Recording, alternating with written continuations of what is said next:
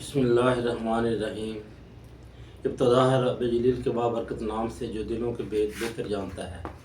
تمام اہل اسلام کو ایم فانی کی جانب سے 22ویں روزے کی سحری مبارک ہو۔ جو لوگ میرا ڈیلی ویلاگ روشن رمضان دیکھ رہے ہیں ان کا میں شکریہ ادا کرتا ہوں، اور نئے آنے والوں سے گزارش ہے کہ وہ جلد سے جلد اس چینل کو لائک، شیئر اور سبسکرائب کریں اور روشنی کے سفر میں ہمارے ساتھ شامل ہو جائیں۔ بسم اللہ الرحمن الرحیم۔ وبصوم غد نویت من شہر رمضان، اے اللہ تعالیٰ ہم نے تیرے ہی حکم سے روزہ رکھا ہے اور تجھی سے اس کا اجر چاہتے ہیں۔ اس طرح تو نے ہمیں 21 روزے رکھنے کی توفیق عطا فرمائی اور آج 22ویں روزے کی سحری کر رہے ہیں۔ اسی طرح بقیہ روزے ہمت کے ساتھ، حوصلے کے ساتھ اور احترام اور تقدس کے ساتھ رکھنے کی توفیق عطا فرما۔ صلی اللہ تعالیٰ علی خیر خلقہ محمد وعلی آلہ وصحبہ وعلی بیتہ اجمعین برحمتک یا ارحم الراحمین۔ بسم اللہ الرحمن الرحیم۔ بسم اللہ وعلی برکت اللہ۔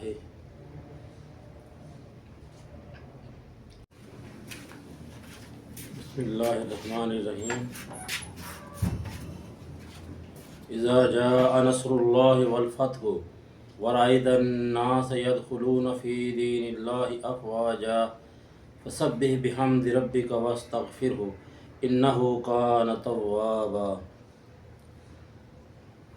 جس طرح کہ ناظرین میں نے سورہ نصر کی تلاوت کی، آپ صلی اللہ علیہ وسلم نے فرمایا کہ سورہ نصر جو ہے یہ قرآن پاک ایک چوتھائی ہے، یعنی اگر آپ 4 دفعہ سورہ اذا جاء پڑھیں گے تو ایک قرآن پاک کے برابر اس کا ثواب ہوتا ہے۔ تو جس طرح ماہ رمضان کا مقدس مہینہ چل رہا ہے تو اس میں جتنے بھی نیک اعمال ہیں اللہ تعالیٰ اس کا اجر 70 گنا بڑھا دیتا ہے۔ تو میری آپ لوگوں سے یہی اپیل ہے کہ زیادہ سے زیادہ کلام پاک کا تلاوت کیے کریں، اور خاص طور پر اپنے لیے اور اپنے ان لواحقین کے لیے جو اس دنیا سے چلے گئے ہیں، خاص طور پر جن کے والدین یا عزیز و اقارب اب اس دنیا میں نہیں رہے، ان کے لیے یہ سنہری موقع ہے کہ وہ جو ماہ رمضان کے اس مقدس مہینے میں زیادہ سے زیادہ تلاوت کلام پاک پڑھ کر ان کے لیے اصحاب ثواب کا ذریعہ بنے۔ شکریہ۔ بسم اللہ الرحمن الرحیم۔ حضرت عبداللہ بن عمر رضی اللہ تعالیٰ عنہما سے روایت ہے کہ رسول اللہ صلی اللہ علیہ وسلم نے ارشاد فرمایا، روزہ اور قرآن کریم دونوں قیامت کے دن بندہ کے لیے شفاعت کریں گے۔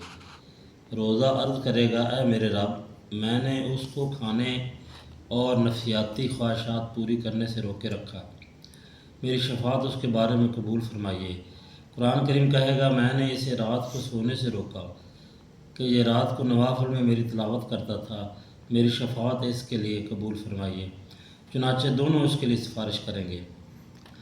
حضرت عمر رضی اللہ تعالیٰ عنہ فرماتے ہیں کہ نبی کریم صلی اللہ علیہ وسلم نے ارشاد فرمایا، اللہ تعالیٰ اس قرآن شریف کی وجہ سے بہت سے لوگوں کے مرتبہ کو بلند فرماتے ہیں اور بہت سوں کے مرتبہ کو گھٹاتے ہیں، یعنی جو لوگ اس پر عمل کرتے ہیں اللہ تعالیٰ ان کو دنیا اور آخرت میں عزت عطا فرماتے ہیں، اور جو لوگ اس پر عمل نہیں کرتے اللہ تعالیٰ ان کو ذلیل کرتے ہیں۔ حضرت ابو ذر رضی اللہ تعالیٰ عنہ سے روایت کرتے ہیں کہ رسول اللہ صلی اللہ علیہ وسلم نے مجھے ارشاد فرمایا، قرآن کریم کی تلاوت اور اللہ تعالیٰ کے ذکر کا اہتمام کیا کرو، اس عمل میں سے آسمانوں میں تمہارا ذکر ہوگا اور یہ عمل زمین میں تمہارے لیے ہدایت کا نور ہوگا۔ اللہ تعالیٰ عمل کی توفیق دے، آمین یا رب العالمین۔ بسم اللہ السلام علیکم حینا ربنا بالسلام وادخلنا دار السلام تبارک ربنا یا ذا الجلال والاکرام۔ ربنا ظلمنا انفسنا وان لم تغفر لنا وترحمنا لنكونن من الخاسرین۔ ربنا لا تزغ قلوبنا بعد إذ هديتنا وهب لنا من لدنك رحمة إنك أنت الوهاب۔ ربنا آتنا في الدنيا حسنة وفي الآخرة حسنة وقنا عذاب النار وقنا عذاب القبر وقنا عذاب الحشر وقنا عذاب الميزان۔ ربنا لا تزغ قلوبنا بعد إذ هديتنا وهب لنا من لدنك رحمة إنك أنت الوهاب۔ لا الہ الا انت سبحانک انا کنا من الظالمین۔ اللہم اکفنی بحلالک عن حرامک واغننی بفضلک عمن سواک۔ وصلی اللہ تعالی علی خیر خلقہ محمد وعلی آلہ وصحبہ وعلی بیتہ اجمعین برحمتک یا ارحم۔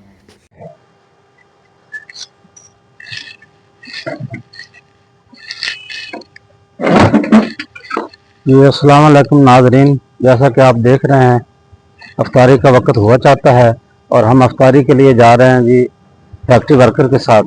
ان کے ساتھ ہم افطاری کریں گے اور یہ افطاری کا ٹائم ہوا چاہتا ہے جی. بقایا آپ سے گفتگو وہاں پہ ہی ہوگی افطاری کے. آ جائیں. صلی علی رسول الکریم. اما بعد اعوذ باللہ من الشیطان الرجیم. بسم اللہ الرحمن الرحیم. تمام اہل اسلام کو 22ویں روزے کی افطاری مبارک ہو. جس طرح کے ماہ رمضان کا یہ مقدس مہینہ ہے تو یہ پتہ ہی نہیں چلا آج جو ہے وہ 22واں روزہ ہے.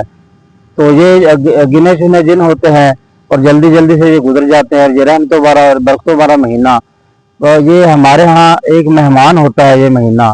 جس طرح ہمارے ہاں کوئی مہمان آتا ہے نا تو ہم اس کی عزت کرتے ہیں، تکریم کرتے ہیں، اس کا خیال رکھتے ہیں. تو یہ جو ہے پورے سال میں سے ایک مہینہ جو ہوتا ہے یہ ہمارے پاس ایک مہمان مہینہ ہوتا ہے. اللہ تعالیٰ کی طرف سے یہ ہمیں انعام کے طور پر ملا ہوتا ہے، جس میں اللہ تعالیٰ روزانہ کے حساب سے لاکھوں کی تعداد میں بلکہ نامعلوم تعداد کے حساب سے لوگوں کو جہنم سے جو ہے نا چھٹکارا اللہ تعالیٰ دیتا ہے. اور یہ خاص طور پر جو آخری عشرہ ہے، یہ جو آخری عشرہ ماہ رمضان کا ہوتا ہے یہ تو جہنم سے چھٹکارے کا ہوتا ہے. تو اللہ تعالیٰ بے بہا لوگوں کو روزانہ کی تعداد میں جہنم سے بری کرتا ہے. تو ہمیں اللہ تعالیٰ سے اس بابرکت مہینے کے توسط سے ہمیں دعا کرنی چاہیے ہر وقت کہ اپنے گناہوں پہ نادم ہو اور شرمندہ ہو اور اللہ تعالیٰ سے اپنے گناہوں کی معافی مانگے اور صدقے دل کے ساتھ توبہ کرے. اور توبہ کرنے کے بعد اللہ تعالیٰ سے اس بات کی دعا کریں کہ اللہ تعالیٰ ہمیں اس ماہ رمضان کے مقدس مہینے کے صدقے جو لوگوں کو اللہ تعالیٰ اس مہینے میں جن لوگوں کی اللہ تعالیٰ جہنم سے چھٹکارا دیتا ہے ہمیں بھی ان میں جگہ عطا فرمائے. اور ہمارے والدین اور عزیز و اقارب جو اس دنیا میں نہیں رہے، جو یہاں سے جا چکے ہیں، تو ان کو بھی اللہ تعالیٰ ان لوگوں میں شامل کر دے جن کو وہ اللہ تعالیٰ جو ہے نا وہ ماہ رمضان میں بخشش کا ذریعہ جن کے لیے کرتا ہے. اور اسی طرح سے فرماتے ہیں کہ جو ماہ رمضان میں اس دنیا سے چلا جاتا ہے، یعنی رمضان کے مہینے میں جو بندہ فوت ہوتا ہے تو اس سے اللہ تعالیٰ قبر کا عذاب نہیں کرتا. اللہ تعالیٰ قبر کا عذاب اس پر نہیں کرتا. تو سب سے جو پہلی گھاٹی ہوتی ہے وہ قبر کی ہے انسان کی. جب دنیا سے جاتا ہے تو سب سے پہلا جو مشکل ترین مرحلہ ہوتا ہے وہ یہی ہوتا ہے قبر والا. اگر تو نیک بندہ ہوگا تو وہ قبر کہتی ہے کہ تیرا آنا مبارک ہو، تو جب زمین پر چلتا تھا تو مجھے سب سے اچھا لگتا تھا. اور جو لوگ زمین پر اکڑ کر چلتے ہیں اور جو گناہ گار ہوتے ہیں ان کے لیے اللہ تعالیٰ جو ہے قبر وہ کہتی ہے کہ تیرا آنا نامبارک ہو. جس طرح تو زمین پر اکڑ کر چلتا تھا، میری پشت پر چلتا تھا اور تو مجھے سب سے زیادہ ناپسند تھا، آج تو میرا سلوک دیکھ لینا. تو وہ کہتے ہیں کہ جو قبر کی جو ہے نا دیواریں وہ اس طرح آپس میں ٹکراتی ہیں کہ وہ جو شخص ہوتا ہے اس کی جو پسلیاں ہوتی ہیں وہ آپس میں اس طرح دھانس جاتی ہیں، جس طرح یہ انگلیاں آپس میں نا اس طرح پیوست ہو جاتی ہیں.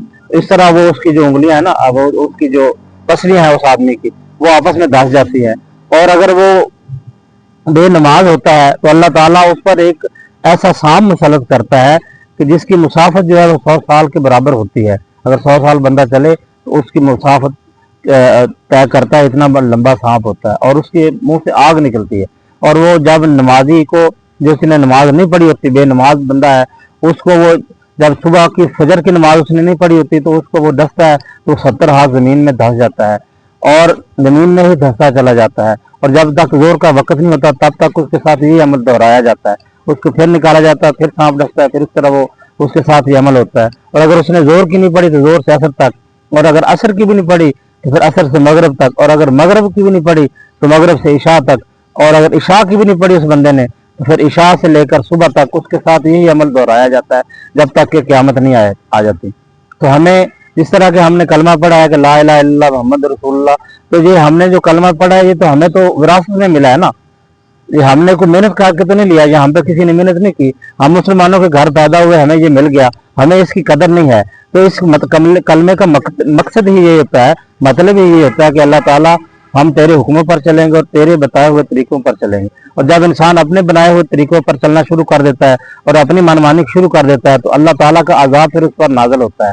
تو پھر وہ دنیا میں بھی اس کی شکل میں آتا ہے اور آخرت میں بھی اور قبر میں بھی اسی کی شکل میں ملتا ہے. اسی طرح کہتے ہیں کہ جو بے نمازی ہوتا ہے, جو سب سے پہلے اللہ تعالیٰ اس پر عذاب مسلط کرتا ہے نا, تو اس کی روزی اللہ تعالیٰ تنگ کر دیتا ہے. جو بے نماز ہوتا ہے نا, اس کی روزی رزق اس کا تنگ کر دیتا ہے, کیونکہ اللہ تعالیٰ قرآن پاک میں فرماتا ہے کہ میں انا ربکم الاعلی, میں سب سے بڑا رب ہوں. یعنی میں رب کا مطلب ہوتا ہے عربی میں پالنے والا.